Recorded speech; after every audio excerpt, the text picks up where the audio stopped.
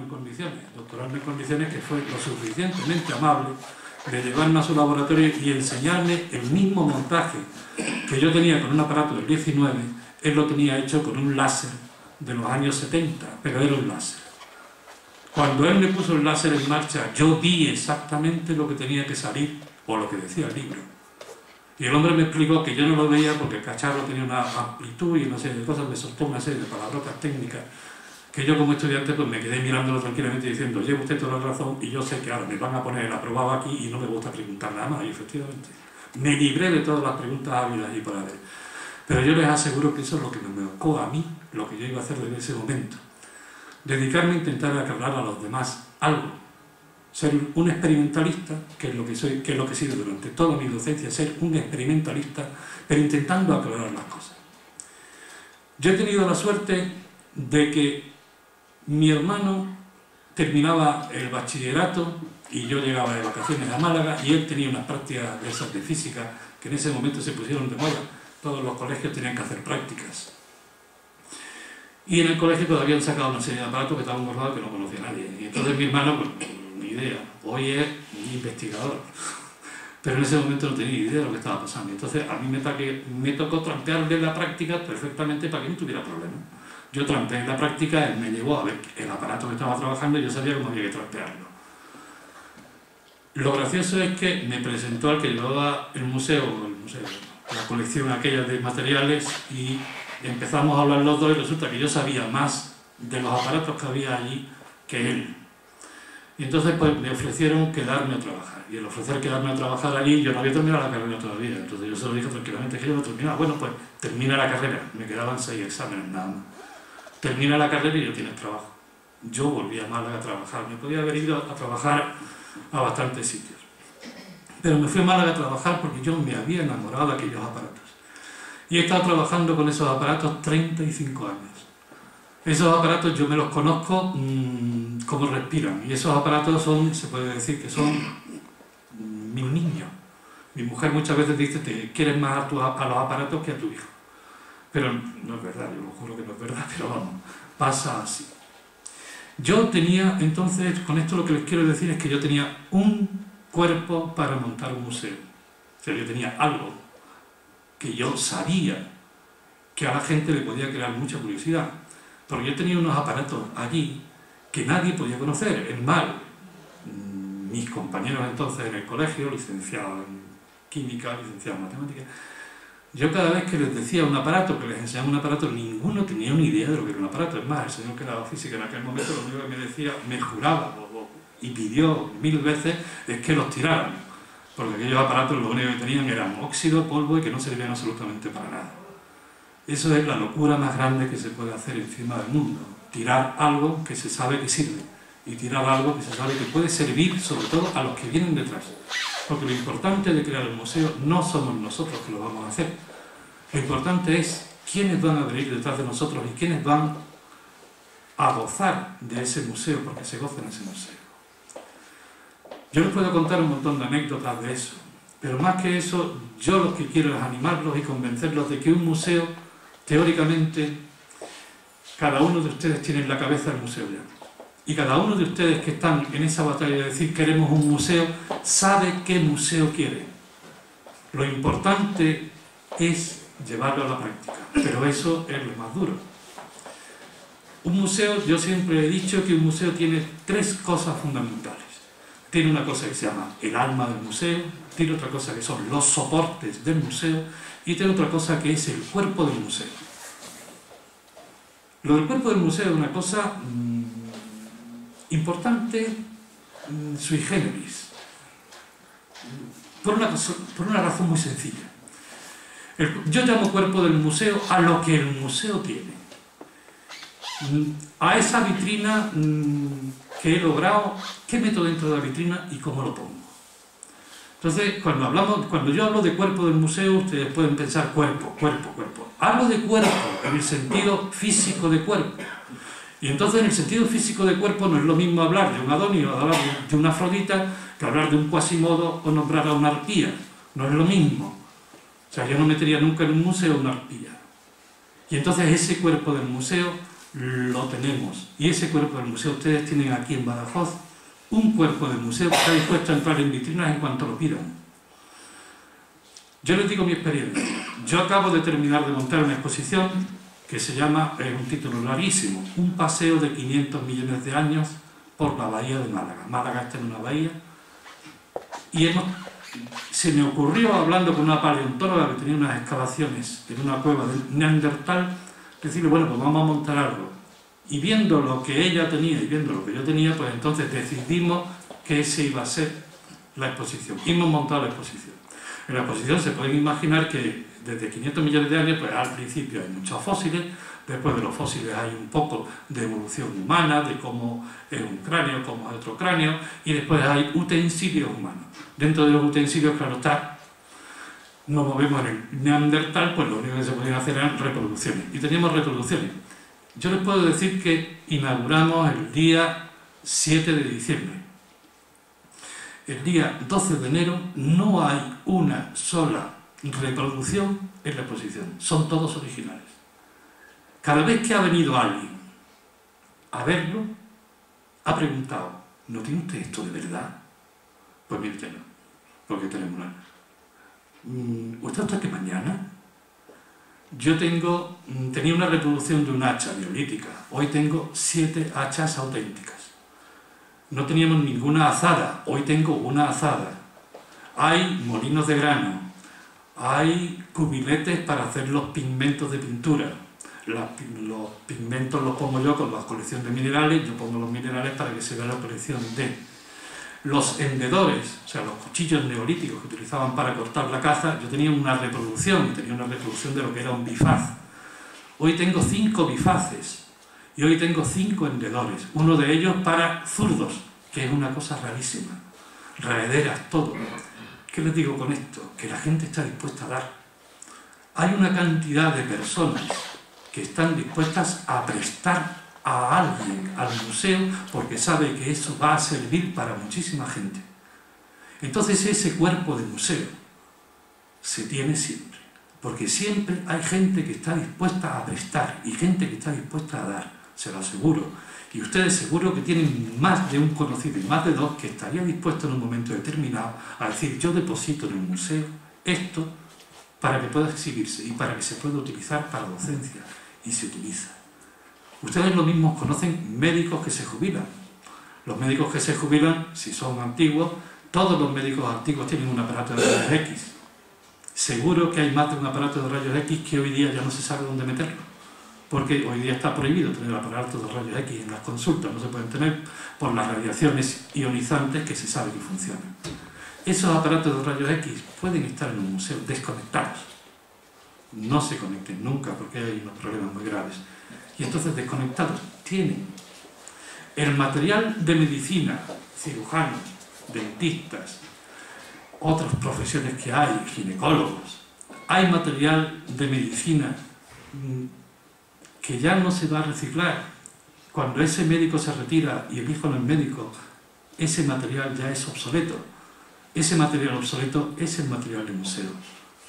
Y entonces ustedes pueden lograr un cuerpo de museo. Y ese cuerpo de museo, además, tiene una cosa fundamental. Hay 2 colecciones aquí en Badajoz muy bonitas. La colección del Zurbarán y la colección del Bárbaro de Braganza en aparatos de física antigua. Realmente el Instituto de Badajoz es uno de los institutos históricos más antiguos. Es del 45, 1845, que corresponde directamente a la primera creación de institutos de secundaria. O sea, primero sale el Plan Pidal e inmediatamente se crean 7 institutos en España, uno de ellos es Badajoz. Y en Badajoz llega una cantidad de material grande, porque proviene de cuando se hace un viaje que hace lo que es el director general de Instrucción Pública de entonces, van a Francia, Inglaterra y recorren después un poco Alemania, que tiene muy poca producción todavía. Y se trae mucho material porque se ha creado por primera vez, en el año 1854, se crea la Facultad de Física. Se crea una facultad independiente ya de la Facultad de Filosofía y Letras, que era donde se estudiaba la física. Pasa a ser una facultad reconocida que es la Facultad de Ciencias, en la que aparece la físico-química, física-matemática la química independiente, aparece eso. Y entonces ahí, como en España el material que queda, y si alguno de ustedes recuerda, Menéndez Pelayo en Los heterodoxos españoles sostiene que en la Facultad de Filosofía, cuando se terminaba el bachillerato, porque había que terminar el bachillerato entonces, las facultades de filosofía, los aparatos de física ni se miraban. Los aparatos de física que existían no se miraban. Y ahí estaban almacenados. Cuando se crean las facultades de física y se requieren aparatos experimentales, porque estamos en el momento del desarrollo experimental de la física, automáticamente en España está tan atrasada que salen al extranjero a comprar y se compra una cantidad de material ingente. O sea, las listas que hay en los archivos del Ministerio de lo que se compra es ingente. Y además ingente, es admirable los aparatos que se logran comprar. ¿Quiénes son los asesores de esa compra? Yo no lo sé. Pero sí sé que los aparatos que llegan son unos aparatos de muy buena fabricación y de una presencia hoy día extraordinaria. Esos aparatos llegan después a los institutos, porque cuando aparece la ley de secundario para paso a universidad, los institutos inmediatamente reciben, todos los institutos históricos reciben una dotación de aparatos que tienen que ir engrandeciendo todos los años. Hay institutos que han logrado conservarlos. Aquí en Badajoz los han conservado, parte de ellos. Parte, desgraciadamente, el aparato científico es algo que se fagocita. Les parecerá rarísimo, pero un aparato de física fagocita a otro inmediatamente. O si han estado en la universidad alguna vez, es cuando se me pierde una resistencia ahora mismo de cualquier aparato, voy a sacársela a otro. O antes, cuando trabajábamos con válvulas en los aparatos, pues se fundía una válvula y uno iba al otro aparato a sacarle la válvula, porque si esperaba que viniera la válvula no había forma, las prácticas se perdían. Y se iban fagocitando los unos al otro. Aun con el material obsoleto que hay, es suficiente para hacer un museo. Yo vengo ahora mismo del Zurbarán de ver esos aparatos. Conozco el libro de Dumán, Zamora. Y tienen ustedes una base ahí enorme de un tipo de museo. Pero ese museo hoy día se reconoce, hoy día está reconocido internacionalmente como un museo doble. O sea, todo lo que es presencia de aparato es un museo doble. Y es un museo doble por dos cosas fundamentales. Una, son artefactos, con lo que eso indica, aparatos hechos con arte. No esa palabra que todos tenemos, esto es un artefacto, porque lo despreciamos un poco. Decimos artefacto de una forma despreciable, no. Yo sostengo que esos aparatos son artefactos porque son aparatos hechos con arte, que uno, cuando se pone delante de ellos, empieza a ver y empieza a entender un montón de cosas. Yo les puedo asegurar que mis alumnos, en un momento determinado, yo recuperé un montón de aparatos antiguos y empecé a trabajar con mis alumnos con aparatos antiguos. Yo no he visto unos niños con 16, 17 años, que son los que yo les dejaba trabajar con los aparatos. Yo no he visto caras más sorprendidas de ver que lo que venía en el libro era verdad. Que lo que venía en el libro no era una foto que alguien había pintado, sino que ellos estaban viendo lo que venía en el libro y de que ellos podían variar y ver otra cosa que venía en el libro. Eso, cuando uno lo ve por primera vez en la cara de un niño, les puedo decir con toda la tranquilidad del mundo que es emocionante. Y eso me da paso a otra cosa que les acabo de decir de un museo, el soporte. Yo llamo soporte del museo a una cosa que les va a parecer muy rara. Yo llamo soporte del museo a aquellas personas que son capaces de interesarse por el museo. Yo desde mi experiencia les puedo decir que trabajar para recuperar y hacer un museo es el trabajo más horroroso que hay encima de la tierra. O sea, a mí cuando me ofrecieron en un momento determinado hacer el museo, yo dije, yo lo hago, tengo todos los aparatos, esto es impresionante, yo lo único que tengo que hacer, los voy montando y asunto solucionado. Les puedo asegurar que no. Montarlos es la cosa más trabajosa que hay en el mundo. Yo todas las piezas que tengo montadas en el museo las he desarmado primero. Las he limpiado, las he vuelto a armar y entonces las he probado a ver si seguían funcionando. Porque si no funcionan es que me he equivocado y la cosa funciona mal. Ese trabajo es horroroso. Y ese trabajo es una soledad horrible, porque no hay nadie que te ayude. Cuando ustedes están en la tesitura de hacer el museo, yo tengo que animarlos a hacer el museo y decirles que se enfrentan a un trabajo duro. Pero ese trabajo duro lo solucionan esas personas con las que uno habla y son capaces de animarlo a uno. Y son capaces de abrir esa puerta que nos han cerrado en las narices porque nos han dicho que no a algo.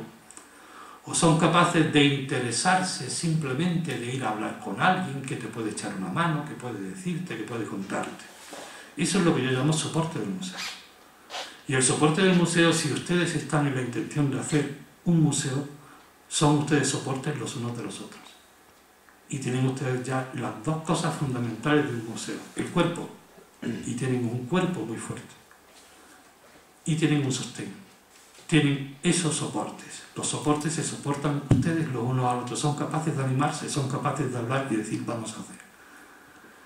Y un museo es algo vivo. Un museo no es algo que uno va, las pinacotecas, los museos de arte, uno paga por entrar, ve cuadros, ya está. Un museo es algo vivo. Y si un museo se quiere que permanezca, y un museo se quiere que avance, y un museo se quiere que sea útil, tiene que estar vivo. Y la vida de un museo, igual que a nosotros, nos la da lo que son el alma del museo. Yo defino el alma del museo simplemente como aquella persona que es capaz de mover todo lo que hay para lograr lo que se quiere. Y si ustedes, en vez de ser un alma, porque hay una sola persona, que es la que ha estado luchando, que es la que ha estado peleando, que es la que ha estado hablando, en vez de ser un alma, son varios, que se animan los unos al otro, ustedes van a formar mucha más alma. Y entonces van a tener muchas almas. Y es ya horrible matar a varias almas. Es mucho más fácil matar uno. Cuando alguien mata a uno. Como sean 7 u 8 que estén reunidos, como no logra una ametralladora, no los mata. Y por eso yo digo que un museo tiene que estar complementado de la enseñanza, porque la enseñanza está viva. Y la enseñanza es futuro. Y en ese futuro es donde están las almas que ese museo va a necesitar. Por eso yo siempre que hablo de museos, hablo siempre de lo mismo. Alma, soporte y cuerpo. El cuerpo, lo más sencillo, porque el cuerpo siempre está. Los soportes, en cuanto empecemos a hablar los unos con los otros, somos capaces de animarnos y decir, vamos a hacerlo. Y el alma está en esa persona que les va a estar moviendo constantemente. Yo se lo puedo decir que es un trabajo muy duro. Modestamente yo les puedo decir que yo he sido alma de mi museo. Hoy mi museo es un museo que empieza a ser conocido y empieza ya a ser, en algunos momentos, hasta citado por las cosas que estoy haciendo. Estoy solo trabajando, no tengo ayuda de nadie. No me ha ayudado nadie durante 35 años a hacer absolutamente nada. Les puedo asegurar que en algún momento alguien ha venido a ayudarme y cuando yo he visto lo que venía a ayudarme era la típica persona de los que yo llamo el medallista, porque lo que venía era lograr un medallón como un demonio para decir, es que la cantidad de cosas que yo acabo de hacer. Yo he tenido la suerte de que los medallistas me huían de una forma extraordinaria, porque cuando el medallista entraba, yo le ponía una cosa para trabajar en la mano, automáticamente se iba porque no sabía lo que tenía que hacer. El trabajo de alma de un museo es muy duro. Y es muy duro porque una vez que uno tiene ese aparato, tiene esa vitrina, tiene esa cosa que alguien te ha venido y te ha regalado y te ha preguntado, se lo decía antes a José Carlos, lo que les he dicho de mi exposición, de que ahora son piezas auténticas, las piezas que yo he ido recibiendo auténticas siempre me han dicho lo mismo.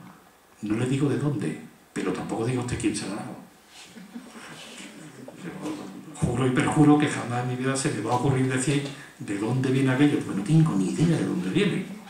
O sea, yo tengo ahora mismo, hablándoles de eso, tengo una hacha neolítica hecha en cuarzo blanco, que con los 3 paleontólogos que he llamado a preguntarles esto qué es, me han dicho eso es rarísimo. Hay una cita en un libro alemán de que existen, pero yo no las he visto nunca. Y han venido a verla y han dicho la primera vez en mi vida que veo una cosa así, además esta talla es impresionante. Esto teníamos que llevarlo al Museo Provincial de no sé cuánto, no sé cuánto. El Museo Provincial va a estar esperando durante años. Eso lo van a encontrar ustedes exactamente igual aquí. Y ustedes lo conocen perfectamente.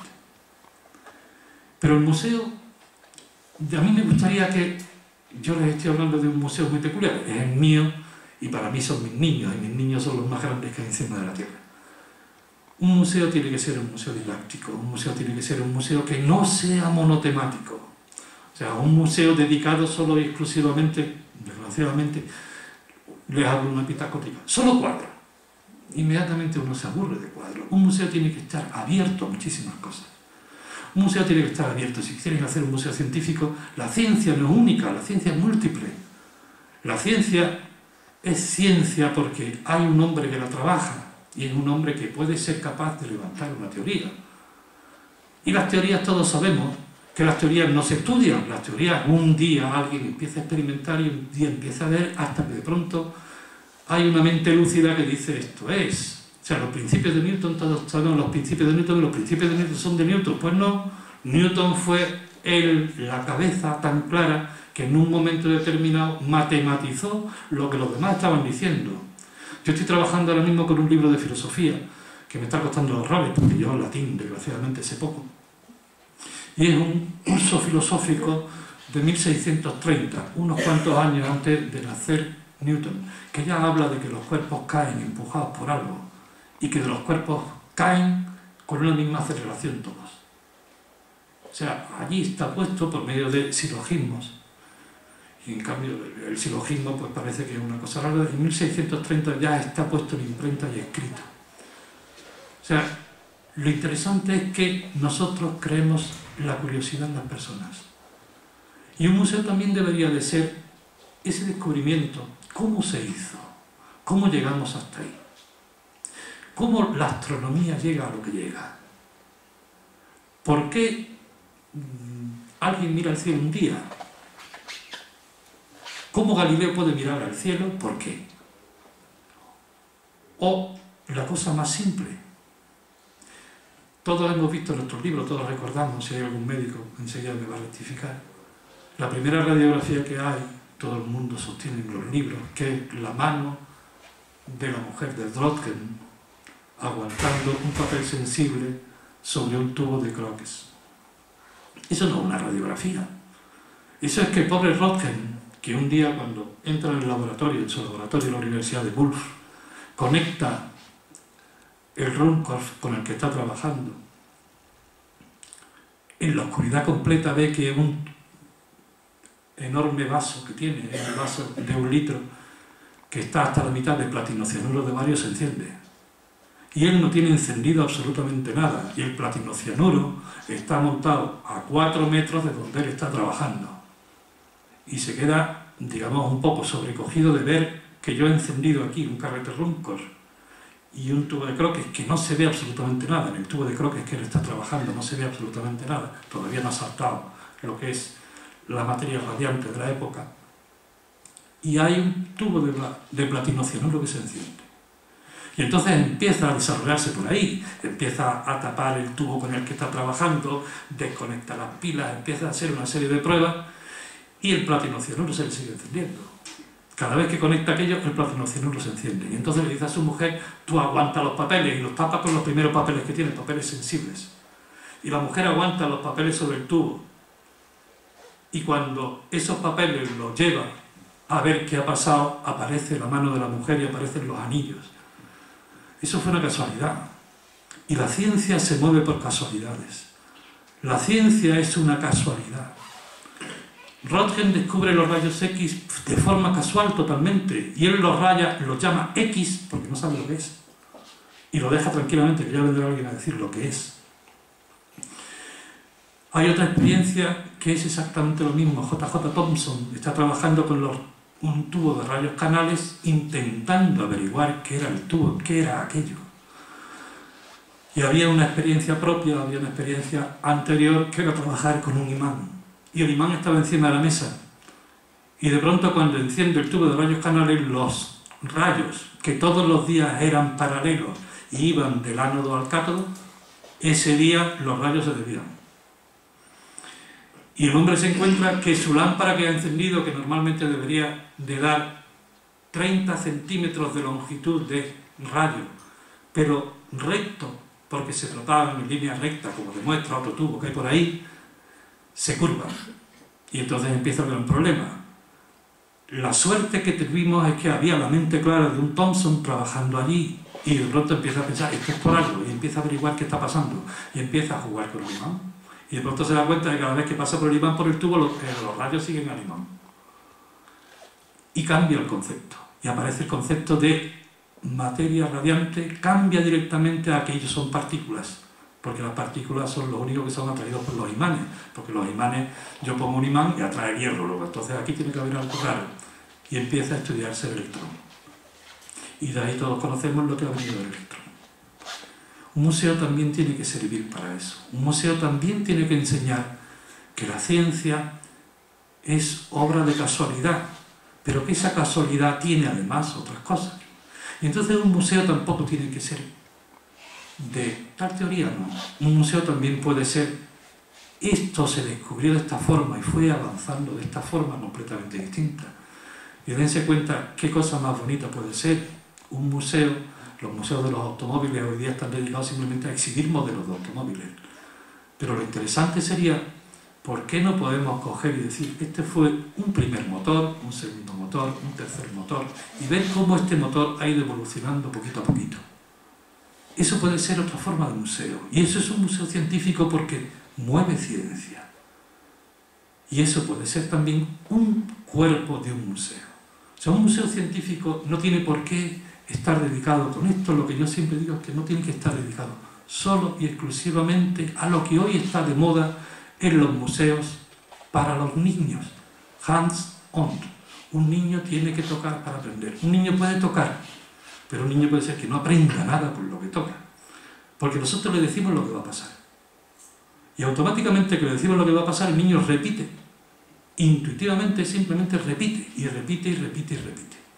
¿Y quién de nosotros que ha estado estudiando alguna vez, un profesor no le ha contado una cosa una vez y otra vez y otra vez, se la ha repetido? Y no lo hemos entendido. Y cada vez que nos lo repetían, no lo entendíamos hasta que en un momento determinado, de la forma más simple, en un momento nos hemos dado cuenta de lo que quería decir. Y ese darnos cuenta de lo que quería decir ha sido a lo mejor haciendo la cosa más extraña del mundo. Un museo debe de ser siempre eso, generar curiosidad. La curiosidad inmediatamente lleva al conocer. Una persona que es curiosa inmediatamente investiga. Y una persona que es curiosa llega a conocer y llega a saber un montón de cosas sobre lo que sea. Por eso yo los animo, y me parece que ya los estoy cansando bastante. No sé ni el tiempo que llevo hablando, de verdad. Yo me enrollo y ustedes me perdonan. Yo les animo que si quieren hacer un museo científico, lo hagan porque tienen de todo. La otra experiencia ha sido la colaboración con un museo de ciencias teórico. En Málaga tenemos un centro de experimentación, un hands-on, pero que trabaja de una forma muy peculiar. Los materiales no se han comprado, los materiales se han hecho en el propio museo. En teoría, lo que se hizo fue lo siguiente. Durante un tiempo un grupo de profesores se pusieron de acuerdo, o nos pusimos de acuerdo, porque yo también estuve ahí, en ir montando aparatos muy sencillos para que se pudieran entender las cosas mejor.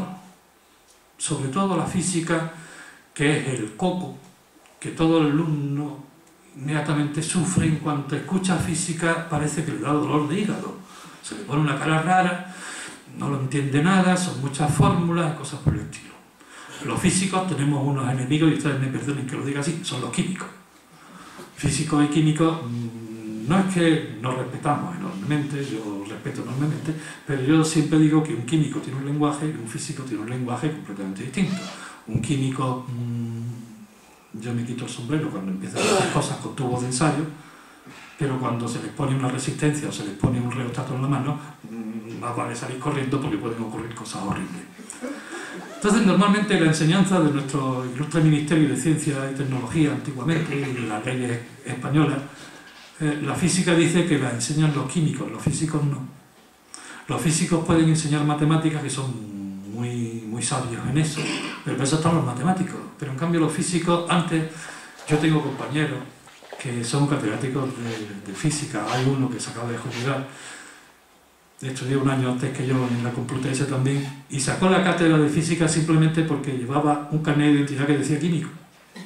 Y él mismo lo jura en arameo. Dice, yo cuando llegamos a la última al último examen, que era simplemente hablar de las ondas, que si yo me playé allí, te puedes imaginar. Y el tribunal ya se me quedó mirando el museo y dice, ¿usted qué profesión tiene? Y yo dije, químico. ¿Cómo es? Traigo el carnet de identidad. Químico. Ah, bueno, nada, enhorabuena, lo ha hecho usted estupendamente, fenomenal. No sé si eso es verdad o no es verdad. Es una anécdota como otra que a mí me han contado y que yo se las cuento a ustedes.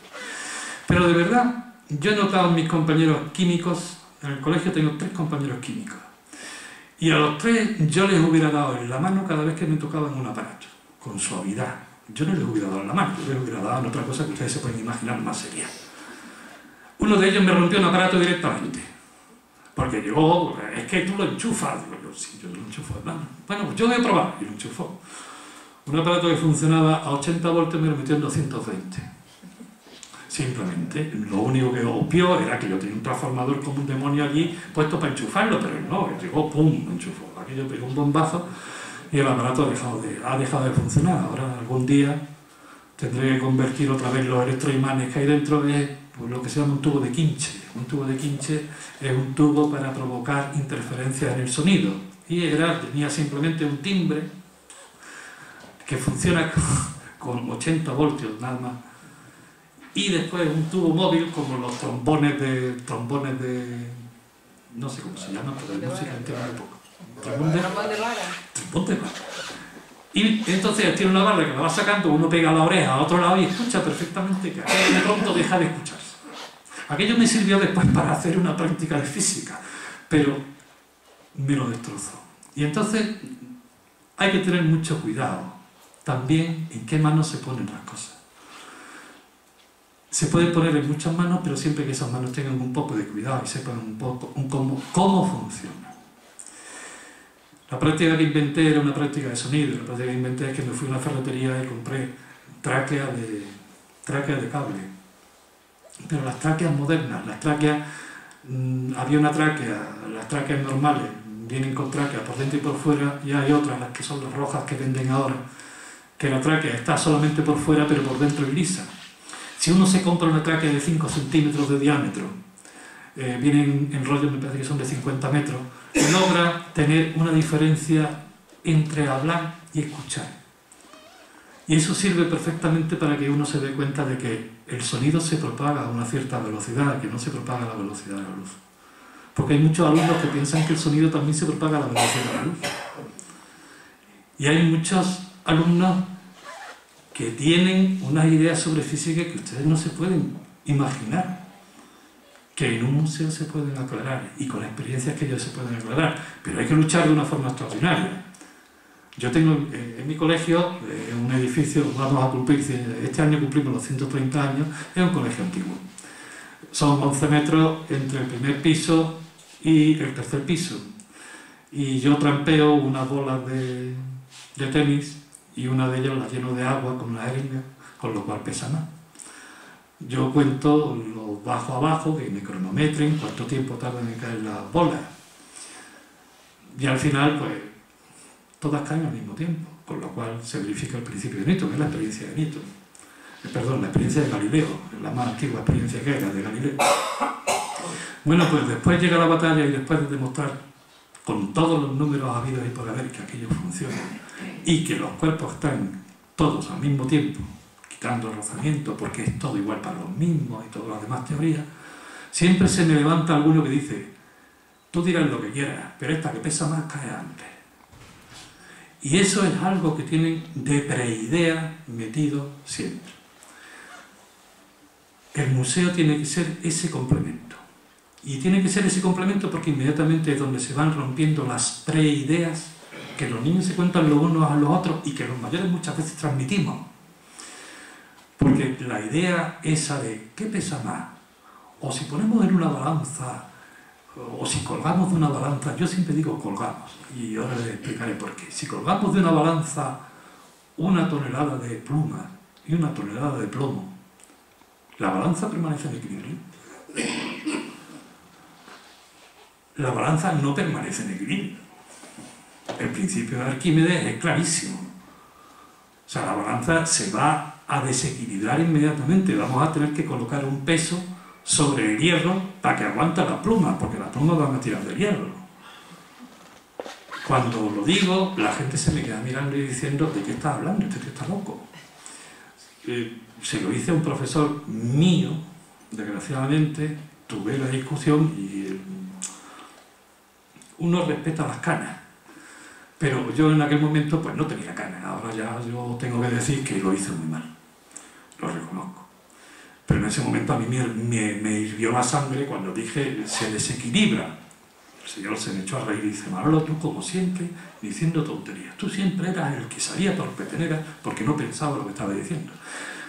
Y a mí ya se me quemó la sangre, cogí la pizarra, cogí la tiza, me puse en la pizarra hasta que les demostré delante de la clase entera que había una diferencia de 8 kilos. Yo comprendo que hice mal, que el hombre salió esparrabado y yo salí un poco de protagonista delante de los alumnos, que también quedamos monos. Pero eso se quita cuando el alumno tiene algo donde practicar, o donde el alumno tiene algo donde ese conocimiento que él tiene lo puede poner y lo puede ver. El museo es donde se hace, y un museo científico es eso. Un museo científico es donde el alumno puede tranquilamente ver que su teoría funciona, o que su teoría no funciona porque hay un aparato que le está diciendo que no. Y los aparatos de los museos científicos son fáciles de hacer. Son fáciles de hacer porque yo les puedo decir eso. Nosotros montamos 25 experiencias distintas para que los niños pudieran ver, desde la típica experiencia que el cuerpo conduce la luz, un trozo de aluminio, un trozo de cobre y un polímetro en medio. Marca inmediatamente 235 miliamperios. Y se ve perfectamente. Es más, hay mucha gente que no los quiere coger, yo se lo he puesto a compañeros míos, cógelo. No, que me va a dar calambre porque tú lo has hecho algo raro. Y después se quedan viscos, abren los ojos, se les nota en la mente, ¿esto qué es? Porque inmediatamente genera la curiosidad. Si somos capaces de darles eso a los niños, pueden ustedes decir que han triunfado por encima de todas las cosas. Pero también les digo lo mismo que yo me digo todos los días. No esperen que nadie les dé las gracias. Háganlo por propia satisfacción, por propio orgullo de decir, lo he hecho. Y es una satisfacción ver cómo los demás disfrutan con algo que he hecho. Yo les animo y me uno a esa votación de decir, voto que sí. Y empiecen como empezamos nosotros ese museo científico, en un almacén, lo empezamos en un almacén. Había una escuela profesional que cambiaba. Pasábamos de una dictadura a una democracia, según decían. Y había una escuela de formación profesional que iba a pasar al instituto. Y había 2 talleres de esos, taller de chapa y pintura y taller de soldadura, que desaparecieron, ¿no está? Allí montamos las primeras experiencias. Y de esas primeras experiencias, hoy tenemos un edificio. Y ese edificio está funcionando y he visitado, se puede decir, de la provincia de Córdoba, hay gente que va a verlo, de la provincia de Granada, que tiene un museo en Granada, Parque de la Ciencia, para mi gusto, y perdonen, muy descuidado, porque tenían que mejorarlo un poquito más y cuidarse en algunas cosas. Hay mucha gente que dice que le gusta más el de Málaga que el otro. El propio Riyad me parece muy bien. Se ven las cosas más claras. Yo les animo a que sean capaces de hacerlo. Que es una cosa que van a necesitar, que a la larga significa muchas cosas. Y tienen ustedes algo para hacerlo, que es un alma, que son ustedes, esta Real Sociedad. Es un alma que se pone allí, además que en los estatutos de su fundación está para lograr que el pueblo tenga un conocimiento más alto.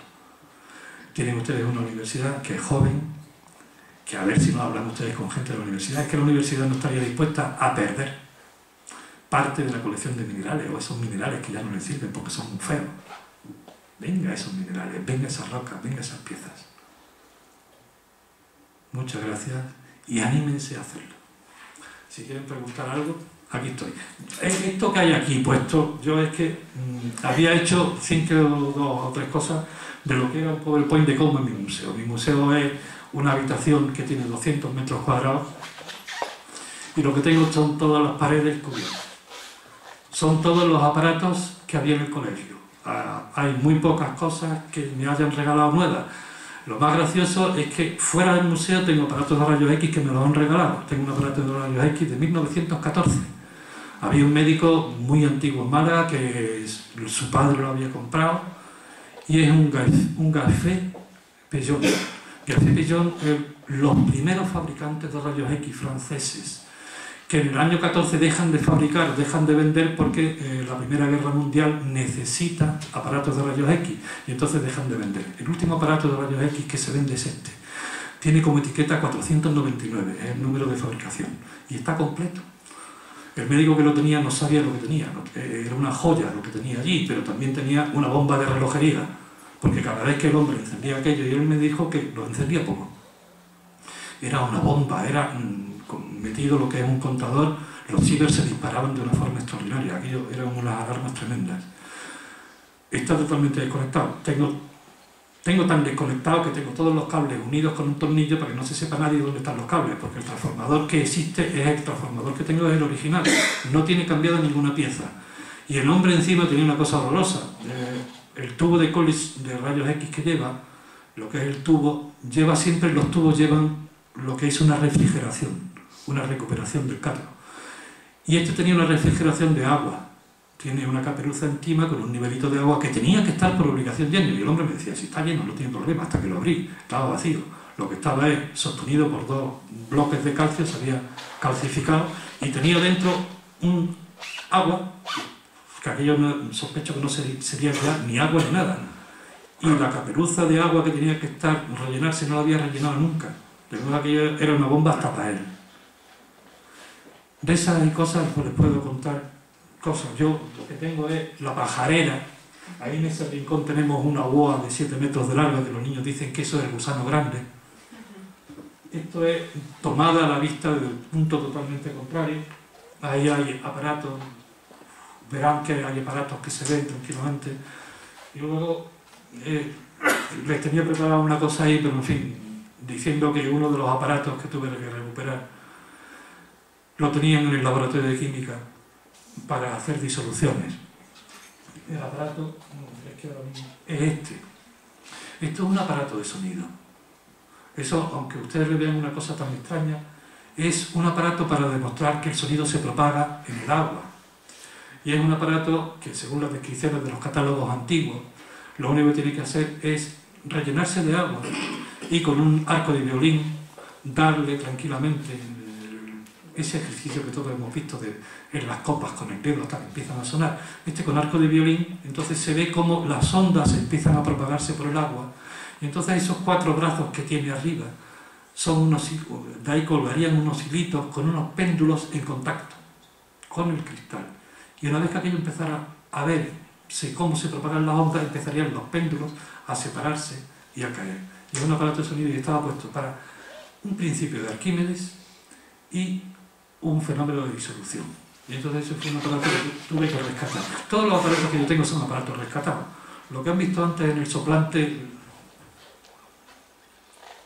bueno, esto es un retroproyector que está completo. Es un retroproyector que la Universidad de París, bueno, no, Metier de París, me dijo que es el primero que ven completo. Y está completo íntegro, porque todo lo que tiene alrededor son las piezas. La pieza más grande de madera me costó 25 años averiguar lo que era. A los 25 años en el Smithsonian pusieron en internet unos catálogos de Dubosc, siglo XIX, 1860, 1892. Este catálogo era de 1879. Y aparecía un retroproyector con una pieza encima. Y esa pieza encima me enseñó lo que era esto.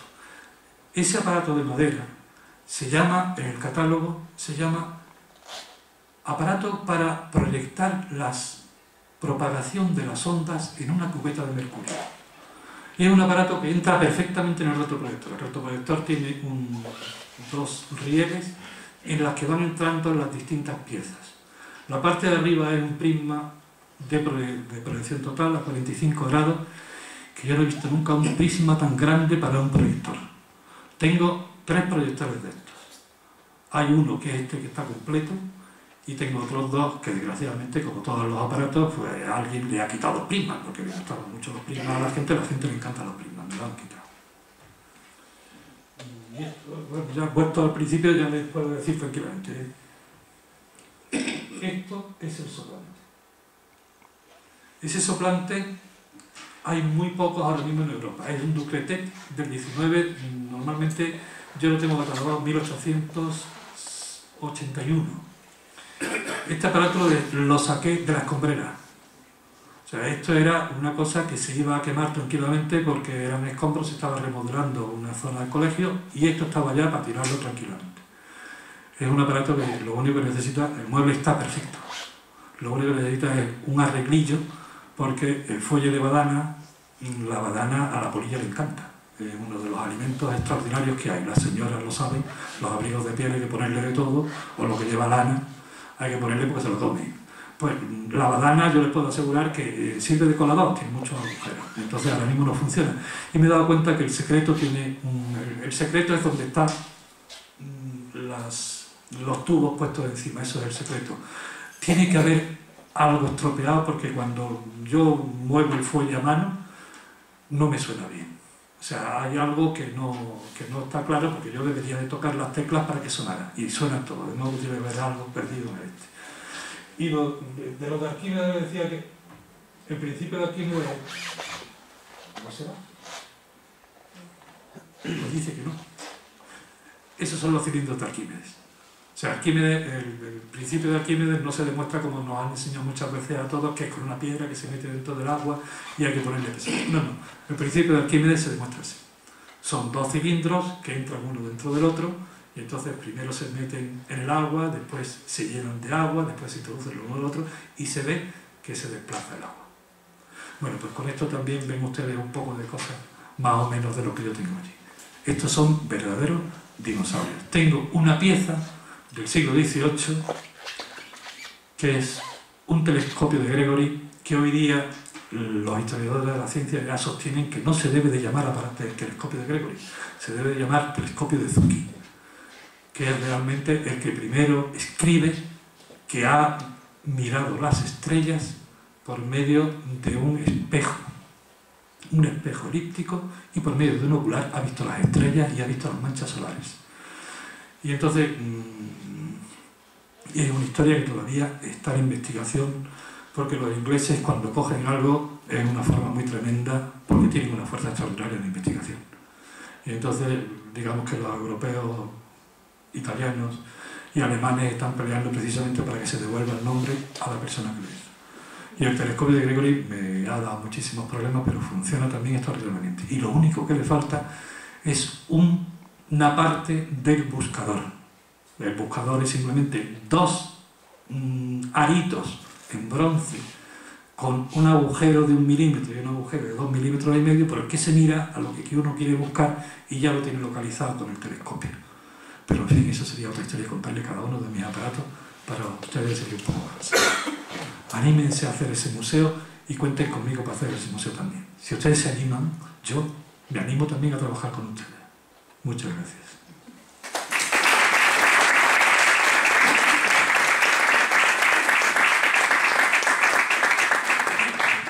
Si alguien quiere preguntar algo, lo he dicho antes, a su disposición. Sí. Cuando dice mi museo, ¿es propiedad? No es propiedad mía, le juro que no es mío. Si fuera mío, sería otra cosa. ¿Está dentro de un instituto? Está dentro de un colegio, sí. O sea que, digamos, es la única persona que está encargada del museo porque, sí, digamos, que tiene la llave. Sí. Y no entra la llave. ¿Entiendes? Desgraciadamente he localizado que entra alguien. Y le voy a decir por qué. Normalmente, si uno entra en un sitio, no debe dejar huellas. Y este alguien hizo lo que no tenía que hacer. Cambió una cosa de sitio. Y claro, yo me cabreo. Porque pasa lo que pasa siempre. ¿Y eso puede tener continuidad cuando deje de estar dirigiéndolo? Tal como está la cosa ahora mismo, sí. Sí, ya parece ser que la continuidad va a ser absoluta. El miedo que yo he tenido siempre, sigo teniéndolo porque lo tendré durante toda mi vida hasta que alguien me diga no va a pasar nunca nada. Es que alguien puede decir que cuando yo llegué al colegio alguien había dicho que los aparatos no servían y que los tiraron. Y yo sé que se tiraron 3.000 kilos de aparatos. Se tiraron 2.500 diapositivas en vidrio. Y alguien puede llegar detrás mía y que diga que lo tiren porque no sirve para nada. Ahora mismo lo que yo estoy es logrando que el museo sea conocido para que nadie pueda tocarlo. Para que si lo tocas, automáticamente queda señalado, tú vas contra algo. Y hoy día los niveles de cultura de la gente están siendo mucho más amplios. Entonces respetamos enormemente cuando alguien empieza a decirte merece la pena. O sea, es un museo en el orden más simple, en el orden más, digamos, más vulgar. En el orden crematístico hay piezas de las que yo tranquilamente puedo decir que de $2.000 la pieza más pequeña no está en subasta. Yo tengo ahí en el museo hay una lámpara que yo llamo un tubo lira, es un tubo de croques, que lo que tiene dentro es vidrio soplado, que lo que tiene dentro es un vidrio en cristal de uranilo en forma de lira. Hace 5 años, en una casa americana de subastas, en la recta Jean-Marie, apareció uno en $1.500. La subasta terminó en 6.000. No ha vuelto a aparecer ninguno en subasta. Y entonces quiere decir que si en ese momento costó $6.000 llevarse aquel aparato, yo tengo uno puesto allí de $6.000. Los tubos de Hessler, los franceses, vienen a costar ahora mismo, si alguien quiere ir a comprar los tubos de Hessler del 19, tiene que depositar tranquilamente $5.000. Le hablo en dólares porque es que normalmente en Europa no se subasta esto. Los americanos están comprándolo todo. Cada vez que algo sale, los americanos compran, y los americanos tienen varios museos muy importantes. El último que han abierto está en las cataratas del Niágara, lo lleva John Dallacou, sí, me parece que es Niels Dallacou. Y este hombre tiene 77 años, ha dedicado, él mismo lo dice, he dedicado 40 años de mi vida a comprar aparatos antiguos. Cada vez que alguien me ha comunicado que aparecía un aparato antiguo, he ido a comprarlo. Y el hombre tiene una fuerza extraordinaria en compra. El otro día ofrecieron una colección de catálogos de Christie, de lo que son las subastas de relojes y las subastas de catalejos de la Marina. Él los ha comprado. Y eran catálogos que eran para tirar. ¿Qué opinión merece? Hoy día cuando alguien piensa en un museo, está pensando en 100 millones de euros, pero seguro que de Granada habrá una inversión de 200 millones de euros, en Valencia, de la Caixa de Barcelona. No. Ese es otro concepto de... Es un concepto completamente distinto. Son conceptos completamente distintos. Cuando ellos hablan de un museo de 100 millones de dólares, o 100 millones de euros, es que ellos hablan de una cosa que a mí no se me ocurre siquiera. A mí no se me ocurre que yo tengo que tener un edificio a la última, con todos los adelantos, para montar un museo. Yo empecé con una habitación vulgar y corriente, con una estantería de hierro. Cuando pasé a esta habitación que yo les he contado, las estanterías que me permitieron eran unas estanterías que yo decía, esto es insultante, porque me daban una estantería de madera que yo ponía un cacharro y se me caía. Hasta que yo he logrado tener unas estanterías, unas vitrinas más o menos en condiciones, ha pasado mucho tiempo y la inversión no es tanta. Teniendo un local, las inversiones se pueden hacer, las vitrinas se pueden hacer de una forma muy simple. Las escuelas profesionales, todas las escuelas que se dedican a enseñanza profesional, tienen que comprar el material. Nosotros, mi idea para hacer las estanterías fue buscar a alguien que las pudiera hacer, y me fui a hablar con un carpintero que estaba en una escuela profesional. Y llegamos a un intercambio. Yo logré que el colegio comprara los tableros de madera y que ellos hicieran las estanterías. Las estanterías eran ejercicios para que los niños trabajaran, pero las estanterías me las llevaba yo les ponía alimentos de la estantería. eran lo que dábamos tranquilamente 3.000 euros al año en estantería. Porque las estanterías no era solamente la estantería, eran los herrajes, los soportes para nivelar, etcétera, etcétera. 3.000 euros. Y todos los años hacíamos 6 vitrinas. Las vitrinas tienen 2,60 metros de altos por 1 metro de ancho. Son dos, lo hicimos modulares de tal forma que se pudieran cambiar. Los que hablan de inversión hablan de edificio, de solar, y después la cosa más bonita que hay en un museo, claro, si a mí me dejan comprar las piezas hechas en tal sitio que funcionan estupendamente, espléndido. Eso se lo lleva. Pero es que esas mismas piezas se pueden fabricar tranquilo. Esas mismas piezas se pueden hacer. Un motor de lavadora, un ventilador viejo. Las cosas más extrañas se pueden utilizar para hacer elementos. Un tornado. Un tornado está provocado simplemente por 2 ventiladores, uno arriba y otro abajo, y polvo de licopodio, polvo normalmente de corcho, o se va a una carpintería que corte en corcho, o se va a cualquier sitio de estos que pueda haber polvo liviano, pues un pollito de polvo liviano, inmediatamente cuando aquellos 2 ventiladores empiecen a funcionar en paralelo, empieza a levantarse el tornado, y el niño está viendo el tornado. ¿Qué es lo que tenemos que buscar? La tubería de fuera, nada más que la tubería de fuera, los otros chatarras. O sea, los museos pueden empezar así. O sea, los museos, cuando hablamos de un museo, una inversión enorme de museo, ¿vale? Una inversión enorme de museo, muy bien, espléndido. Si uno tiene un mecenas que da, bendito sea ese mecenas. Pero si no, se puede hacer con poca inversión. Pero en esa poca inversión también tenemos que poner nosotros trabajo. Los que lo estamos haciendo tenemos que poner trabajo, que muchas veces también tenemos que prescindir de horas. O sea, mi mujer, que ya ha llegado, le puede decir que yo he perdido horas y horas y horas. O sea, yo antes de casarme salía del colegio a las 12 de la noche, porque había estado liado con un aparato, y José Carlos lo sabe, que había estado liado con un aparato hasta que el aparato no estaba en condiciones. Y había estado 4, 5, 6 horas con él hasta que estaba. Eso es lo que requiere. Cuando hablamos de eso, cuando escuchamos esas inversiones, yo muchas veces escucho esas inversiones y digo, yo las quisiera, con eso hago yo, pero vamos, un mundo. Uno empieza de la forma más sencilla posible, de verdad.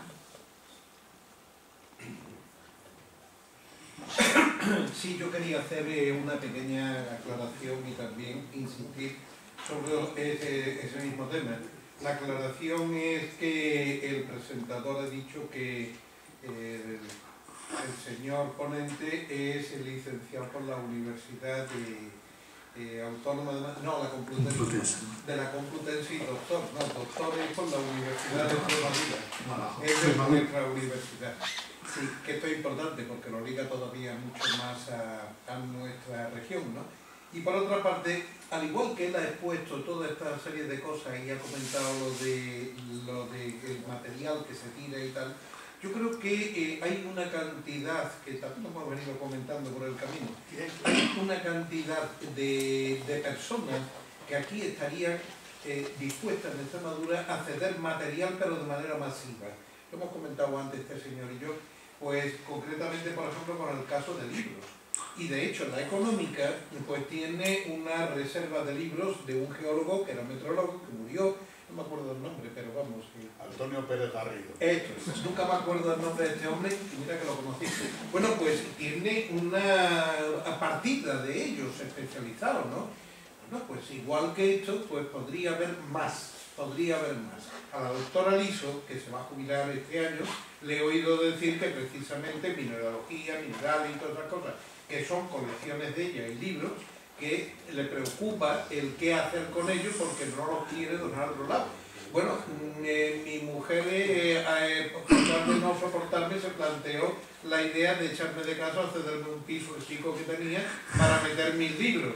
Y bueno, pues ocupa el libro entero, o sea que, y el día de mañana, ocupa el piso de libros completamente. Y el día de mañana, pues no sé la deriva que vaya a tomar mi hija, pero si no va por la misma deriva mía, pues estos libros tienen poco sentido, que no van a terminar en la churrería, chocolatería, esa que tenemos ahí arriba, que recepcionan libros simplemente para después venderlo y comprar cosas para paralíticos y cosas por el estilo, pero me decían amargamente que tienen 4 habitaciones llenas de libros y que ya no pueden ni siquiera saber lo que tienen. Entonces, este tipo de material, como estamos hablando, colecciones de insectos, cosas por el estilo, hay personas que la tienen, de minerales, que hemos citado. Esto yo creo que quizás la económica, lógicamente, no tiene capacidad de acogida, pero sí está muy relacionada, por ejemplo, con Caja Badajoz, que va a tener de alguna forma participación en una biblioteca general y podría además dejar pues, dentro de ese gran edificio que ha hecho, lo digo gran por la magnitud, que tiene capacidad, pues por ejemplo, para tener una recepción de estos materiales, que podría también ser museo, y a la vez biblioteca de personas que la accedan. Le pongan el nombre de Pérez Garrido, le pongan el nombre de quien sea, que esto es secundario. O sea, tampoco es cuestión de pasar a la eternidad, ¿no?, con esos nombres. Y es decir, que opino como el conferenciante en este sentido, que es lo que de alguna forma hay que hacerle ver a autoridades y al poder económico. Sí, y además hay una cosa, cuando las autoridades se encuentran que existe el problema, entonces empiezan a pensar que hay que solucionarlo. Sí. Y el problema para ellos es decirle, tenemos un almacén lleno de ejemplares que no sabemos lo que hacer con ellos. O empezamos a ver cómo lo solucionamos, o creamos un problema, porque podemos empezar a salir a la calle a decir esto. O voy a escribir una carta en el periódico hoy, mañana, pasado, el otro y el quinto día, y voy a decir que me he reunido contigo, y voy a decir que he hablado contigo. Automáticamente hay una solución rápida. Y los edificios públicos, hay muchísimos edificios públicos que están cerrados. ¿No se atrevería alguien a pedir un edificio público, llegar a un acuerdo, un depósito, algo? De verdad, que un edificio público cerrado se deteriora, y en cambio si se lo dan a alguien, lo pone en valor. Perdónenme. Quería decir que ha hecho mención a un museo vivo, y el museo vivo es según el director que lo dirige. El alma. Porque es el alma del museo. Yo tengo la suerte de conocer en Berlín el museo de... ¿cómo se llama? El Museo de Ciencias Naturales. De Ciencias Naturales, donde está el reptil con dientes y con plumas, que está metido, como es natural además, en una... Sí, una vitrina blindada. Con temperatura, con luminosidad, y que hubo un individuo que tardó un año en prepararlo en Egipto, pero ese museo es vivo o está vivo cuando van a hacer algún reportaje extraño.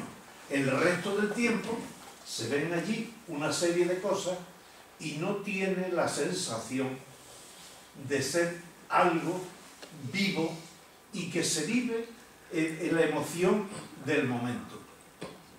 Esa es lo que he terminado de aprender hoy. Pues que un museo vivo depende del director que tenga. Sí, quiero por favor, y de usted y de cada uno de nosotros. Porque inmediatamente que entramos en un museo que está muerto, lo sabemos. Y lo volvemos a ver. Usted cuando va a un museo y ve que ese museo tiene vida, se encuentra muchísimo más a gusto que entrar en un museo que está muerto. Hay museos. En Madrid dicen que es la ciudad donde más museos hay. Efectivamente, en Madrid hay museos para todo lo que se quiera. En Madrid hay varios museos que están muertos. Y se derrota tranquilamente. Pasa uno por delante, abre, muerto.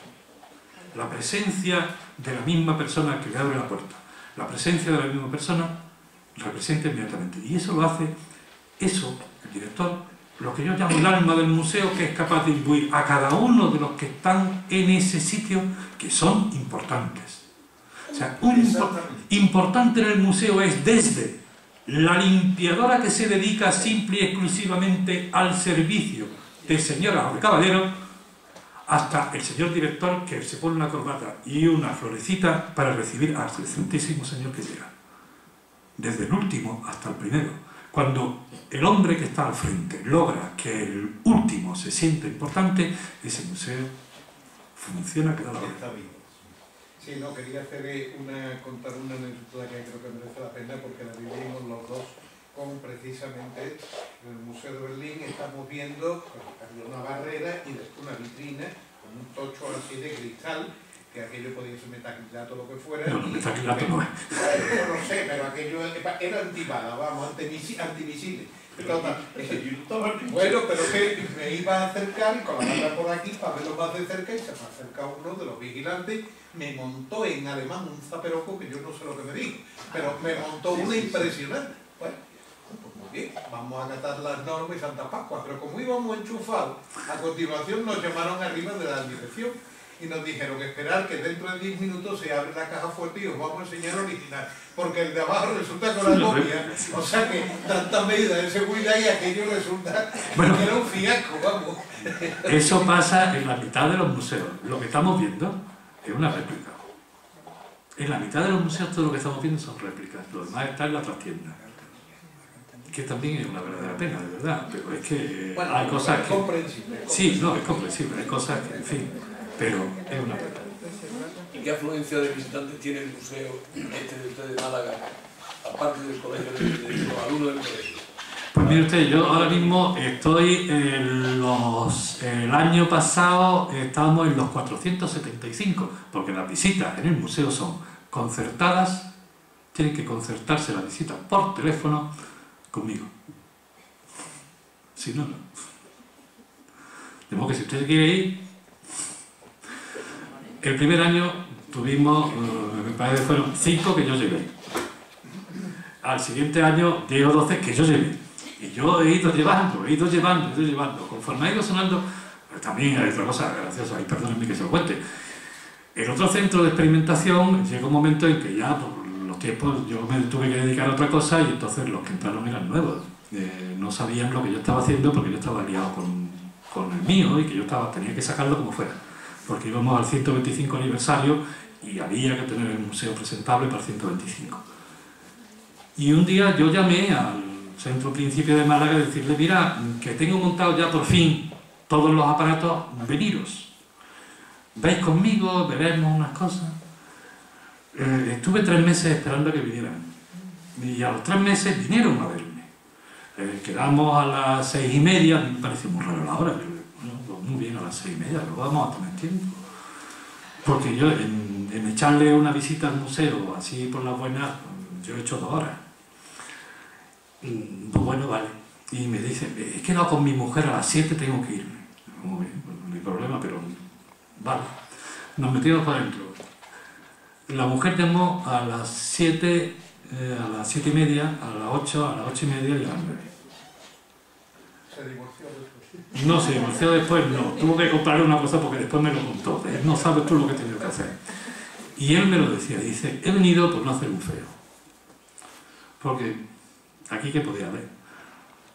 Dice, yo me voy de aquí diciendo que yo en mi vida he tenido en la mano o he visto lo que yo conocía por los libros. Yo no me podía imaginar que aquí pudiera haber esto. Esto es inconcebible, esto es increíble. Esto me dio paso para que inmediatamente vinieron del Instituto de Antequera a preguntarme que si podía ir, que tenían unos aparatos y tuve que ir a Antequera y tuve que ir a otro lado, tuve que ir a otro lado a ver lo que había. Pero los museos son así, los museos al principio no funcionan. Los museos al principio son muy aburridos. Es igual que cuando alguien abre un restaurante, el primer día se llena con la inauguración. El segundo día ya, cuando está abierto al público, está... ¿Qué pasa aquí? Eso nos pasa a nosotros. Vamos creciendo de una forma extraordinaria. Ahora ya colaboramos hasta con el Ayuntamiento. El Ayuntamiento de Málaga tiene lo que se llama una noche de los museos, una noche en blanco. Abrimos a las 8 de la tarde y cerramos a las 3, las 4 de la mañana. Llevamos 3 años colaborando. El primer año hubo 100 visitantes, el segundo año tuvimos 150 y este tercer año hemos llegado a las 415. Ahora cuando venga el mes de mayo, pues, vamos a ver cómo lo hacemos, si seguimos funcionando, ¿no? Un museo tiene que ser poquito a poquito. Yo creo que, si les parece a ustedes ya, si tienen algo más, yo estoy aquí para contestar, de verdad que yo no me aburro de esto. Muchas gracias.